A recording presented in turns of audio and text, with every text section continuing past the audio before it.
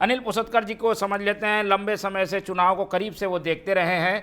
एक बात है कि गड़बड़ियां मतदाता सूची में हो सकती है, क्या इसे वोट चोरी से भी जोड़ा जा सकता है क्या, कि ये गड़बड़ियों का कोई फ़ायदा उठाकर अपनी जीत हार को डिसाइड करता होगा, और यही बड़ा आरोप है कांग्रेस का। क्या ऐसा होता होगा अनिल जी?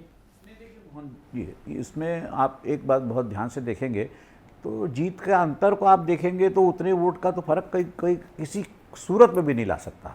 वोटर लिस्ट में गड़बड़ी, इसमें कोई शक नहीं है, होती है। अब हमारे रायपुर शहर में एक समय जो है कांग्रेस के बहुत बड़े नेता के नाम से राशन कार्ड किसी ने बनवा लिया था। अभी हाल ही में जो है कैटरीना कैफ का नाम मिड डे मील में निकल आया। तो देखिए, ये जो है छिटपिट जो गड़बड़ियाँ हैं, इसको आप मान सकते हैं, और कांग्रेस इसके लिए अगर कोई अभियान चला रही है तो स्वागत है उसका, उसको करने देना चाहिए। ठीक है, वो करे, उससे क्या किसी को कोई आपत्ति हो सकती है, स्क्रूटनी करे। लेकिन वो किस लिस्ट की स्क्रूटनी कर रही है? वो तो चुनाव 2018 में जो हुए थे उस समय तो सरकार कांग्रेस की थी। वही इलेक्शन कमीशन को बोल सकते हैं केंद्र से वो रहता है, निर्देशित रहता है, लेकिन जो वोटर लिस्ट बनाते वो तो सरकारी कर्मचारी छत्तीसगढ़ के ही थे। तो ऐसे में आप अपनी ही सूची को अगर चैलेंज कर रहे हैं तो भी अच्छी बात है, मैं बोलता हूँ करिए, लेकिन ये उतना मामला आसान नहीं दिखता जितना दिख रहा है। देखिए, आपको ये देखना होगा कि वोट चोरी अभियान जो है राहुल गांधी खास करके बिहार में कैंपेन कर रहे हैं, और बिहार में बहुत एग्रेसिव कैंपेनिंग है उनका, क्योंकि बिहार में चुनाव है। छत्तीसगढ़ में तभी कोई चुनाव नहीं है। दूसरी बात, बिहार के अलावा जो है इसको लेकर किसी प्रदेश में, अन्य प्रदेश में, बड़े प्रदेशों में कोई कैंपेनिंग किसी कांग्रेस पार्टी ने कहीं से नहीं शुरू की।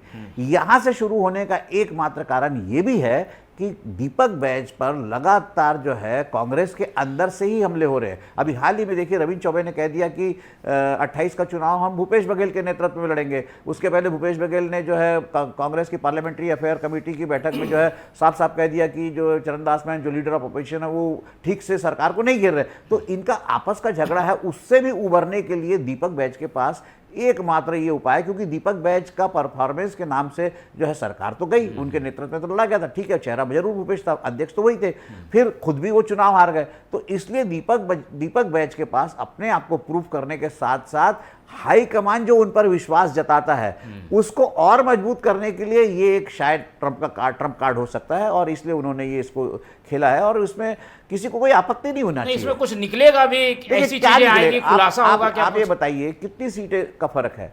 तो अगर चोरी होती, ऐसा ही होता, तो बीजेपी क्या वो रमन सिंह की सरकार क्या जो जब गिरी थी तो 14 सीट पे उतर आती? क्या कांग्रेस को इतने भर भर की सीटें मिल जाती?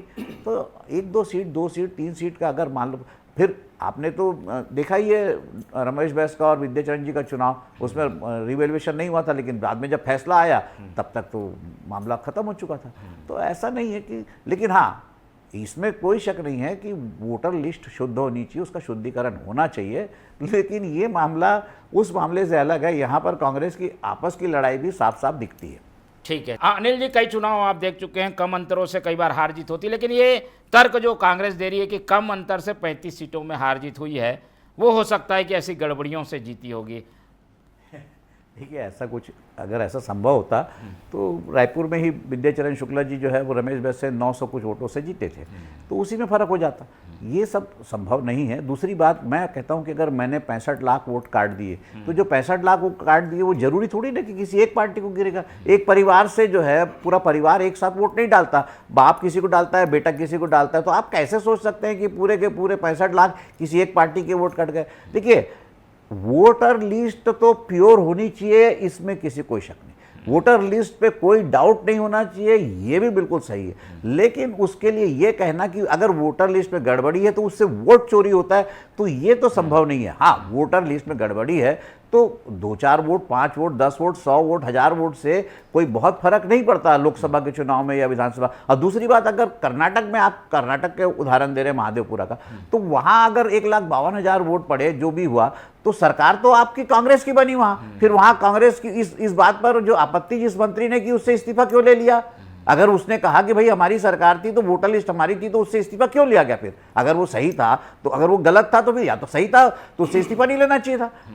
तो देखिए, ये वोटर लिस्ट का मामला है, इसमें कोई शक नहीं है कि अगर राहुल गांधी का एक कैंपेन है कि अगर वोटर लिस्ट जो है वो उसका गड़बड़ है तो स्क्रूटनी हो skip जाए, किया जाए। गड़बड़ियाँ साफ हो जाए, तो इसमें किसी कोई आपत्ति नहीं।